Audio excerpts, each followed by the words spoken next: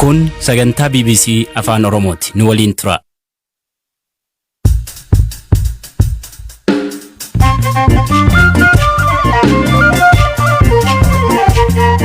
Ashama akkam jirtu hordoftoota BBC Afaan Oromoo, sagantaan keenya wiixataa eegalamee jira. Qophii keenyarraan waraanni Giinii fonqolcha raawwate mootummaa haaraa akka ijaaru beeksiseera. Sudaan meeshaan waraanaa buufata xiyyaaraa Kaartuumitti daandii xiyyaaraa Itoophiyaa irratti qabde seera qabeessa ta'uu mirkaneeffadhee jetti. Lammiileen Itoophiyaa YouTube irraa bu'aa hagamee argachaa jiru. Aliyyi Saabit. Jeetti dhimmamtee gaariitti hojjettes galii gaarii irratti dandeessa. Dolaara 1000 irraa jalqabee hanga 2003 akka inni argama. Sagantaan nyaataa addunyaa torbanoota booda deeggarsi namoomaa Maqalee gahuu beeksisee jira. Odeessaalee biroos qabna. Kan isinii dhiyeessu ani Galaana Balaa, haga dhumaatti nu waliin turaan isiniin jedha.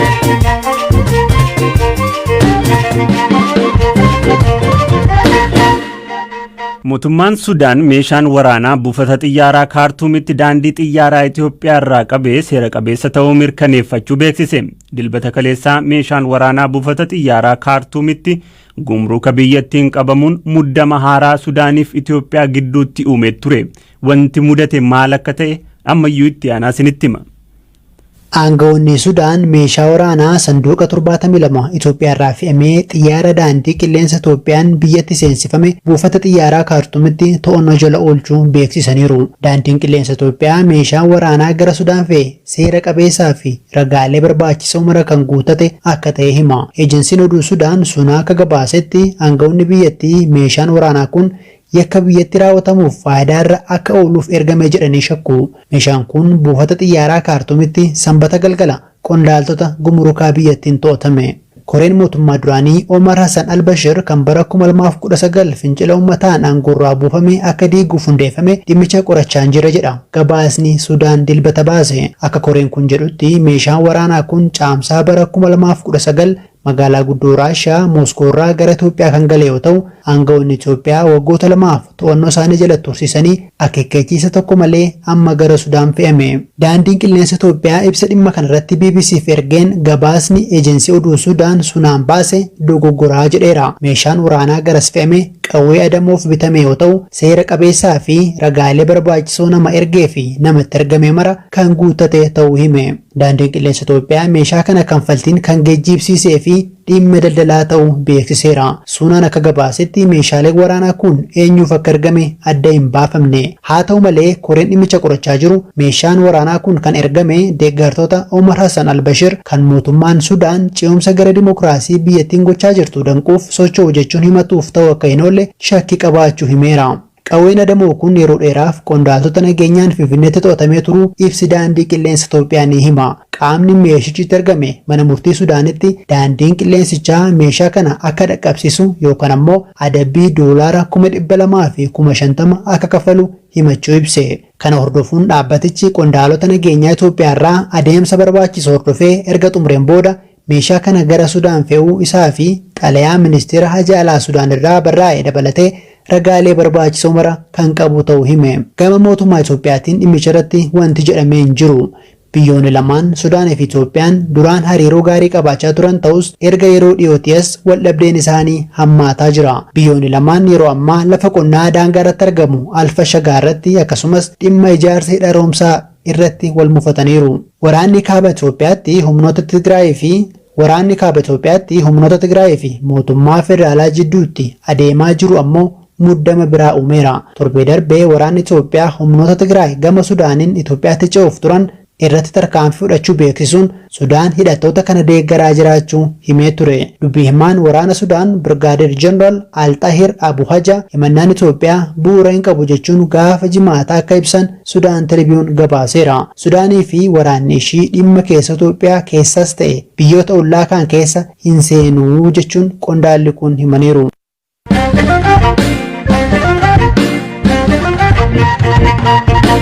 Pireezidantiin Giinii Alfaa Koondee aangoorraa fonqolfamuu hordofee biyyoonni Afrikaa fi addunyaa hedduun mormii isaanii dhageessisaa jiru.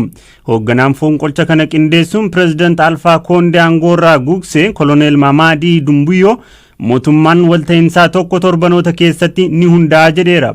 Eliyaas Mulligeetaa dabalee isinitti hima.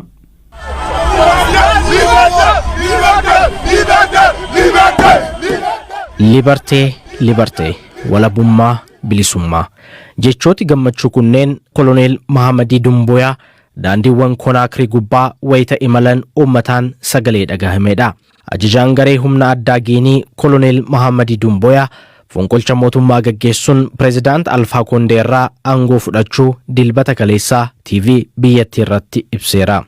Qondaalli waraanaa kun aangoo qabachuu erga ibsee booda karaa naga qabeessa ta'een mootummaa ce'umsaa ijaaruuf waadaa seeneera. Pireezidaant Koondee ammaaf to'annoo jala kan jiran hoggaa ta'u egereen isaanii maal akka ta'u garuu hin baramne. Mootummaan biyyoota gamtoomanii gamtaan Afrikaa fi qaamni ECOWAS fonqolcha kana kan balaaleffatan wayita ta'u biyyattiin gara mootummaa siiviliitti akka deebitu gaafataniiru.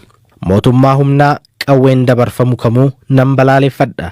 Pireezidaant Alfaa Koondees hatattamaan akka gadhiifaman nan gaafadha jedhan barreessaan olaanaa UN Antonio Guterres. Dilbata kaleessaa dhukaasa sa'aatii muraasaaf daandiiwwan Konaakirii gubbaatti dhaga'ameen booda amma magaaltiin gara nagaatti deebi'uun gabaafamaa jira. Garuu haga ammaa waraanni guutuu fonqolcha mootummaa kana ni deeggaramoo hin deeggaru kan jedhu ifa miti.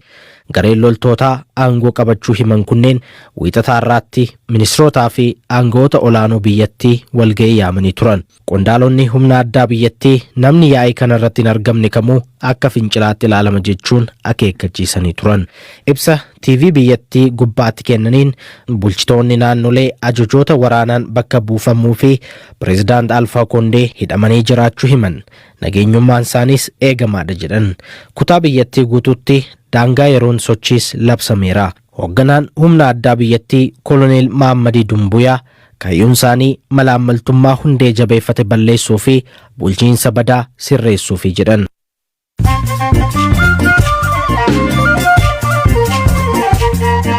Dhaggeeffattoota BBC Afaan Oromoo caqasaa jirtu gidduutti ammoo odeessaalee gaggabaaboo muraasa.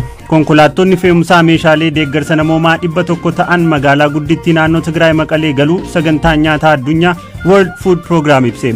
Meeshaaleen deeggarsa namoomaa toonii 3,500tti tilmaamaman kunneen nyaataaf meeshaalee dhala namaaf barbaachisoo biroo of keessaa qabaatu. Sagantaan nyaataa addunyaa deeggartoota biroo waliin ta'uun rakkoo kaaba Itoophiyaatti lammiilee mudate furuuf meeshaalee barbaachisan garas fe'uun akka hojjechaa jiru himeera. Hidhamtootni Paalestaan lafa jala daandii qotuun mana hidhaa Israa'el keessaa miliqan. Erga loltootni Paalestaan ja'a lafa qotuun mana hidhaa Israa'el eegumsa olaanaa qabu keessaa miliqanii booda warri Israa'el adamsaa jiru. Namoonni kunneen ji'ootaaf kutaa keessa turan keessaan karaa lafa jalaa qotaa kan turanii fi dhumarrattis karaa guddicha mooraa mana hidhaa Gilboora marsee jirutti baasuutu himame. Ilmi bulchaa duraanii Liibiyaa Muammar Gaadaafii ka ta'e Saad Gaadaafii hidhaa Tripool irraa gadhiifame. Koomaandarri duraanii humna addaa Liibiyaa kun erga bara 2014 hidhaarraa kan ture hoggaa ta'u yeroo tokko kubbaa miilaan beekamuuf yaalii gochaa ture. Taphataan duraanii idil addunyaa Faransaay Jean Pierre Adams kan waggoota 39 darbaniif of wallaalee ture umurii 73tti du'aan boqote. Taphataan kun bitootessa bara 1982tti ture wal'aansa baqaqsanii yaaluu jilbaaf hospitaala kan seene. Haa ta'u malee yeroo wal'aansaa akka hadoodu qoricha kennameen wal qabate dogongora uumameen osoo of hin bariin haga lubbuun darbutti.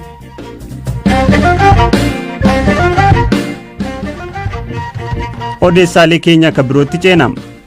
Addunyaa irratti hojiiwwan idilee hin ta'in abbaan ofii miidiyaa hawaasummaa irratti hojjechaa galii ittiin argatu keessaa tokko YouTube'dha. Addunyaa irratti namootni hedduun sagantaalee jireenya dhuunfaa isaanii irraa kaasee haga hojii idilee waajjiraalee gurguddaa keessatti hojjetan dhimmoota kamuu irratti sagantaalee hojjetanii YouTube irratti maxxansaniin miiliyoonara ta'aniiru. Itoophiyaa keessatti miidiyaan hawaasaa kun madda galiis burqaa hubannoos ta'eera. Dhiibbaan hin malle hojii qajeelaa hin taaneef ooluu isaatiin dhufu akkuma eegametti ta'ee jechuudha. Wintaanaa Yilmaa chaanaalii YouTube keessatti qacaramtee ji'atti mindaa 10,000 argachaa turte dhiiftee ji'a 3 dura ka dhuunfaa ishee banatte. Waa'ee jireenya dhuunfaa ishee fi maatii ishee irraa namni akka barnoota argatu barsiifti. Bu'aa YouTube irraa argatte akkasiin himti. እና ይሄንንም ስራ ለመስራት መጀመሪያ ያነሳሳኝ የራሴ ህይወት hojii kana eegaluuf kan na kakaase jireenya kiyya kan maatii kiyya keessa jirudha. hojii yuutuubii irraa kan hedduu na gargaare yeroo akkan qabaadhu na godheera. Yeroon mucaa koo waliin dabarsu naa kenne, yeroon maatii koo waliin dabarsus naa kenneera. Yeroon dhuunfaan qabaachuu fedhus jira. Amma kanfaltiin isaas gaariidha. Dhuunfaa kootiin ergan eegalee reefu ji'a 2 dur kan hin argadhu 10,000 irraa amma 30,000 argadha. Guddachaa akkan deemu gaaffiin hin jiru. Nan dadhabee hin jettu yeroo hojjettu. Waan gaarii dhiyeessuuf ni yaalta. Waan keeti waan ta'eef yeroo kee guutuu itti kennitee hojjetta. Hojii yuutuubiin hojjettuuf kan dursuu qabu of beekuudha. Wanta hojjechuu barbaaddu ergaa dabarsuu feetu beekuudha. Fedha isa sirrii kan keessoo jiru osoo ta'uu baatee danqaalee jiran biraan darbuun ture. Qormaata hedduu kan si ceesisu fedha kee isa sirrii irratti yoo hojjettedha. Ani kanarratti hojjechuun qaba jettee yoo murteessitee fi yoo jaallatte qormaatni kamuu yoo dhufe keessa baata. ምንም አይነት ቻሌንጅ ቢመጣ ታልፈዋለህ። Sirboota afaan Oromoon ka beekamuu fi biyya Keeniyaa Naayiroobii ka jiraatu artiist Aliyyi Saabitis miidiyaan hawaasaa kun madda galii ittiin jiraattu ta'uu hima. Ani maqaan kiyyaa Aliyyi Saabitiin jedhama. Maqaan chaanaala kiyyaatis Aliyyi Saabit Ibraahimoo jedhama kuma kiyyaanii. Kan lammaffaallee ifaatu chaanaala ijoolleen kiyyaa jechuudha. Chaanaalota kan kee kanarratti dhimmoota akkamiifaa irratti deemsista? Dhimmoonni chaanaala kee irratti hojjedhu dhimmoota waa'ee xiinxala siyaasaatii fi haala biyyattiin keessa jirtuu fi oduu afaan Oromoo, afaan Amaaraa, hinfilu afaan Tigreellee hundallee ni dabarsa. Cufallee afaan Somaaleellee hundallee ni dabarsa. Chaanaalli kee chaanaala akkuma Itoophiyaa biyyi teenya biyya sabaaf sablammoota hedduuti. Chaanaalli keelleen akkasuma chaanaala sabaaf sablammootaatiin filatu. Chaanaala kee kana kophumoo hojjettamoo garee yookaan ijoollee waliin hojjettu fa'aa qabda? Kopuma kiyyaan hojjedha. Kopuma kiyyaan hojjedha caalatti irra guddinatti garuu na wajjin hojjetu fuulduraan barbaachisoo oolu jetii yaada. Ammaaf immoo warra siyaasa analistii godhuu fi warra waa'ee biitii keessa jirtu beeksisu dhimma rakkoo biyyaarraa dubbatu warraan abbootiin naaf hayyaman hundaa'uuniin maxxansa qomootiyaan haga ammaa gallaksii ture. Chaanaala YouTube irraa namoonni Itoophiyaattis dabalatee biyyoota biraa irrattis galiiwwan garaagaraa argatu. Mee waa'ee sanaa irraa nu dubbadhu. Galii akkamii argattaa? Hagam irraa bu'aa buufachaa jirta? Bu'aan akkuma hojiiti. Bara yeroo ji'a akka gaariitti hojjette ji'atti dhimmamtee akka gaariitti hojjettes galii gaarii irraa argachuu dandeessa. $1,000 irraa jalqabee hanga 2,300 akka inni argama. Kanaafuu atis siis dabalatee namoonni hedduun akkuma galii dhaabbitti akka galii ijootti dhimma YouTube kanarratti hojjettu jechuudha. Ani yeroo dheertu kan jalqabe amma miti tureeyyuu yeroo nan jalqabu namoota muraasaatu waanuma YouTube kanama beeka tureetiin jedhan eegan jalqabe irra guddatti isumaatu kafarna godha bayiiti jeesuma YouTube hojiin YouTube jechuun dandeessa. Yeroo jalqabaaf waggoota 3 dura hiriyoota isaa waliin diraamaa hojjetee YouTube gubbaa gadhiisuun namoota 60 caalleen ka daawwatameef maqaa Miikii Maayikoo jedhamuun ka beekamu Miikiyaas Taklamaariyaam ammoo amma ji'atti haga qarshii 200,020 sagantaalee YouTube irratti maxxansuun akka argatu hima. Namni kamuu YouTube irratti hojii bu'a qabeessa ta'e hojjechuun galii argachuu danda'a jedhama.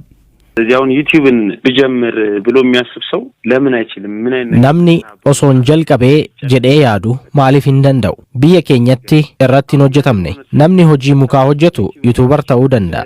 Namni konkolaataa balfa mana fincaanii qulqulleessu oofus yuutuubara ta'uu danda'a. Namni baay'een kallattii tokkoon ilaalu. Haati tokko akkatti hojiidhaa galtee daa'ima ishee kunuunsitu nyaata isaa qopheessitee guyyaa guutuu akkamitti daa'imni eegdu waliin akka ooluu fi adeemsa kana mara namni arguu fedhu jira bar. Dargaggoonni hojii finishingii garagaraa hojjetan YouTube madda galii addaa gochuu danda'u. Ijaarsa manaa jalqabaa haga dhumaa dhamaatisaa namni hunduu